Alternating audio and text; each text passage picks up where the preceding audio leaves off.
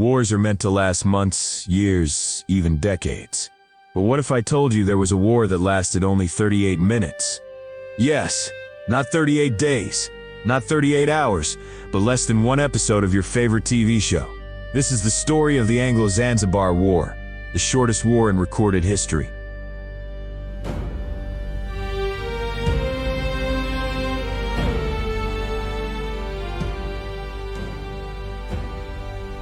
Our story begins in the late 19th century. Zanzibar, a small island off the east coast of Africa, was a major trade hub, spices, ivory, and yes, even slaves. While officially an independent sultanate, Zanzibar was under strong British influence, part of Europe's ongoing scramble for Africa. In 1890, Britain and Germany agreed to divide spheres of influence in the region. Zanzibar fell under the British. Fast forward to August 25, 1896.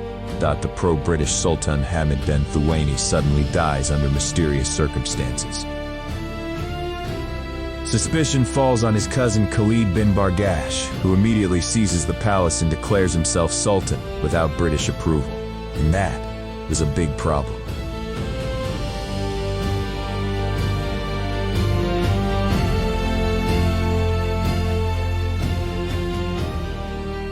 They insisted Khalid step down and honor a treaty requiring their approval of any new sultan. Instead, he barricaded himself inside the royal palace with about 2,800 men, armed with rifles, cannons, and even a royal yacht mounted with guns. The British response? A formal ultimatum. Rear Admiral Harry Rawson, stationed nearby, demanded Khalid vacate the palace by 9 a.m. on August 27, 1896. If not, they would open fire. Khalid's reply? Silence. As the clock ticked, the British moved 3 warships into position in the harbor: HMS St. George, HMS Philomel, and HMS Raccoon. Another cruiser and several hundred British sailors and Marines prepared on shore. Zanzibar's palace guards held their ground. Khalid believed the British wouldn't dare start a full-scale war over a political dispute. He was wrong.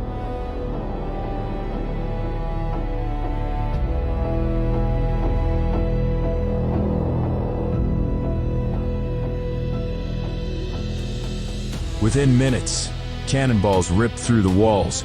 The wooden palace caught fire almost immediately. Zanzibar's artillery returned fire, or tried to. Most of their weapons were outdated or poorly positioned. One of their shells actually landed in the harbor. Not a single hit on the British.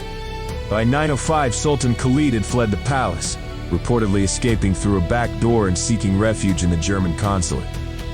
By 9:40 a.m., it was over. Zanzibar's forces surrendered. The shelling stopped. British casualties: 1 injured sailor. Zanzibar's: over 500 killed or wounded. Most of them palace guards and civilians caught in the crossfire. The war had lasted just 38 minutes.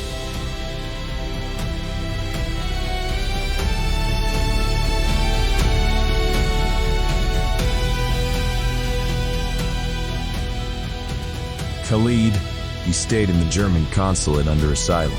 The British demanded his extradition, but the Germans refused.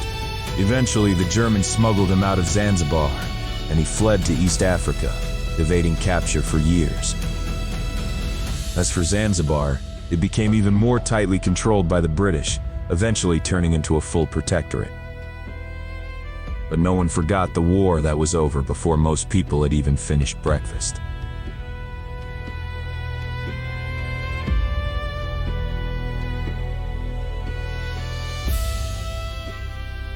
So what can we take from this strange little war? That power, pride, and politics can sometimes explode in the most unexpected ways, even if just for 38 minutes. The Anglo-Zanzibar War stands as a bizarre reminder of imperialism's grip on the world, and how fast history can turn. If you enjoyed this story, hit that like button, subscribe to the channel, and let us know in the comments, what's the weirdest historical event you've ever heard of?